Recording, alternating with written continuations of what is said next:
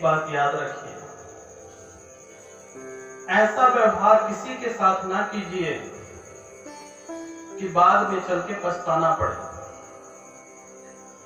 कन्या पूजन के लिए कन्या आपको चाहिए, लेडी डॉक्टर भी चाहिए, लेकिन घर में कन्या नहीं होनी चाहिए। ये कैसा व्यवहार है और कहां जा रहा है हमारा संसार? यह उन लोगों को कहने का अधिकार नहीं है कि बेटी को पढ़ाओगे लिखाओगे तो क्या करोगे। जब आपके घर में आपकी बीवी या बहन की डिलीवरी होती है, तब तो आप कहते हैं कि आपके हॉस्पिटल में कोई लेडी नर्स नहीं है, लेडी डॉक्टर नहीं है। आप लोगों को क्या अधिकार है इस बात का कहने का? यह भेदभाव खत्म कीजिए, तभी तो देश की तरक्की होगी। जो जगत जननी है वह स्त्री ही तो है।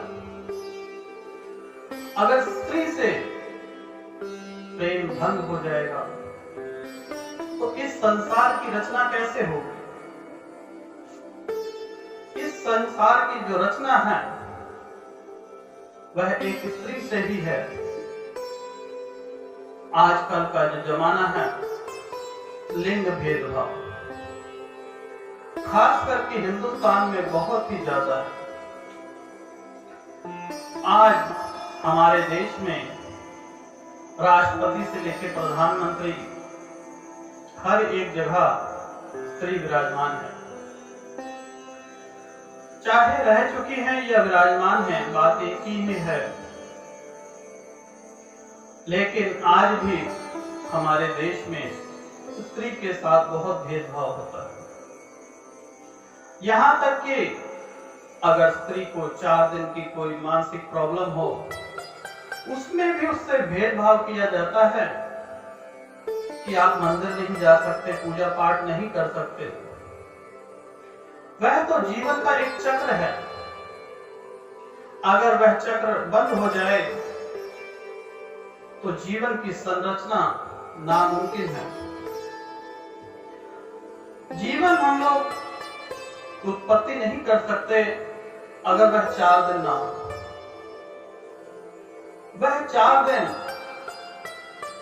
जो हमारे हिंदू शास्त्रों में बहुत गलत माना जाता है, कुछ लोगों ने अपने फायदे के लिए कहा कि स्त्री अपवित्र है। माना कि स्त्री अपवित्र है, तो तुम कहां से पवित्र हो? तुम भी तो उसी स्त्री से उत्पन्न हुए हो।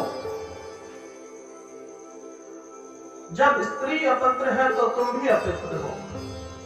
तुम पवित्र थोड़ी ना हो। तो यह भेदभाव चंद लोगों ने अपने फायदे के लिए बनाए और इससे सृष्टि की रचना और संरचना में विलंब होगा। स्त्री जो है इस जगत की जननी है।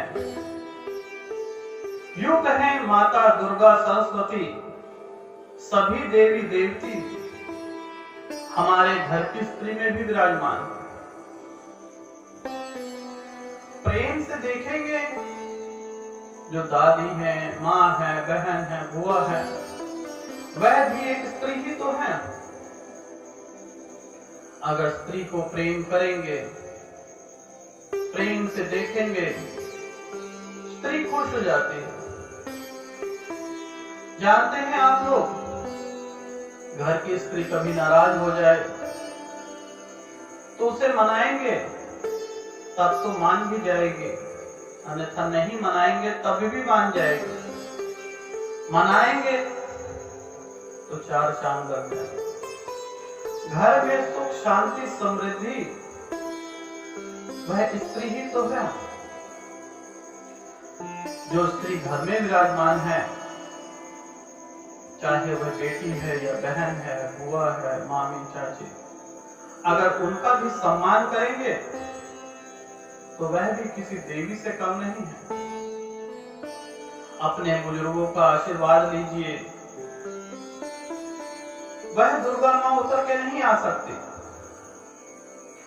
उन्होंने इस संसार में अनेकों रूप बनाए हैं, उसमें है एक मां। अपने मां का सम्मान कीजिए, स्त्री सम्मान कीजिए। जितना करेंगे उससे कई गुना आपको ज्यादा लाभ होगा। जिस घर में लड़ाई झगड़े नहीं होते वहां पर लक्ष्मी विराजमान होती है। जिस घर में नित्य नियम पूजा पाठ होते हैं और माता की भेंटें गाई जाती हैं, उस घर में कभी दरिद्रता वास नहीं करती।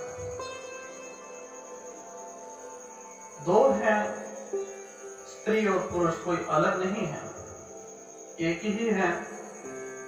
अर्धनाकेश्वर कहा जाता है, आप जानते ही होंगे। महादेव का आधा स्वरूप स्त्री का है और आधा पुरुष का। स्त्री संपूर्ण है, पुरुष भी संपूर्ण है। भेदभाव की राजनीति छोड़ेंगे तो घर में भी सुख शांति रहेगी, देश में विदेश में चारों तरफ खुशियां ही खुशियां होंगी। यह 9 दिन का देवी का व्रत नहीं है, यह संपूर्ण जीवन का व्रत है। इस सृष्टि की रचना ही स्त्री है और स्त्री का सम्मान नहीं करेंगे तो वह अंदर से टूट जाती है, सम्मान करेंगे निखर जाएगी।